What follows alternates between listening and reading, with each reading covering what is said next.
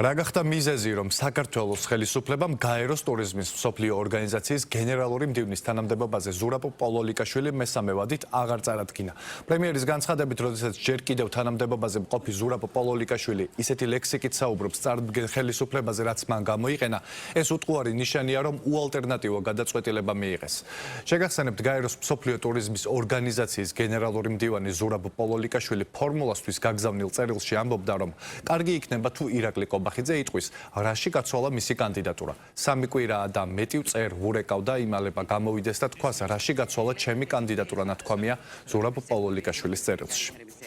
კიდევ ერთი ანტიქართული და ანტისახელმწიფოებრივი ქმედება, უფრო მეტი დეტალი ალბათ უახლოეს მომავალში გახდება ცნობილი, თუმცა მარტივი ლოგიკაც არის, რა თქმა უნდა, როდესაც ჩვენ ვიცოდით, რომ ბატონ პოლოლიკაშვილს აქვს შეტანილი წვლილი იმაში, რომ რუსეთი იქნა, ასე ვთქვათ, მოხსნილი მისი ორგანიზაციიდან, ამიტომაც ერთ-ერთი მიზეზი აუცილებლად ეს იქნება კრემლიდან წამოსული ინსტრუქცია ქართლის დაშის თაობაზე და ძალიან სამწუხაროა, როდესაც საქართველოს ყავს დე-ფაქტო, მაგრამ ხელისუფლება, რომელიც ამ ინსტრუქციებს ასრულებს და საერთაშორისო საზოგადოების თვალწინ თავს ჭრის კიდევ ერთხელ. Აი როგორ შეიძლება რომ ქართველის აი ამ საპასუხისმგებლო და პრესტიჟულ თანამდებობაზე დანიშვნას ისევ საქართველოს ეგრეთ წოდებულ ხელისუფლებას შეეშალა ხელი. როდესაც ის საქართველოს კი აღარ წარმოადგენს თავის პატრონებს. ახლა რომ გული წყდება რომ პრემიერს ურეკავდა და არიღებდა, ჩვენც ძალიან გული წყდება, ჩვენ კი არა მთელ საქართველოს.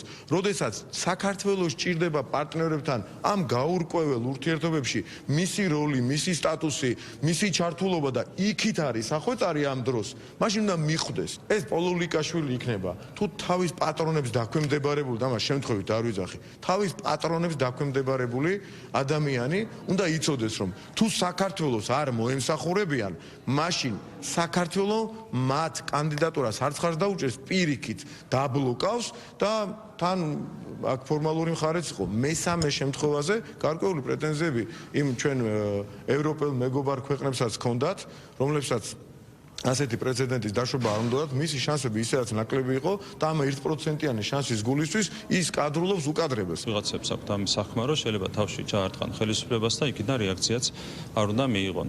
ჩვენ რა თქმა უნდა თავში ჩარტყმით არ უპასუხებთ, მაგრამ ასეთ ქმედებებზე ყველა მიიღებს შესაბამის პასუხს.